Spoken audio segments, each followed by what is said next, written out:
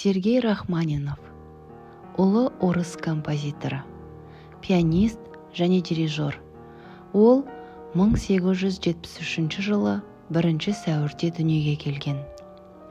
Музыкаға деген қабілеті өте ертеде байқалған. 4 жасынан бастап фортепианода ойнаған. Алғашқы музыкалық білімді анасынан алған. Кейін ол кәсіби музыкалық білім алу үшін Мәскеу консерваториясында оқыды.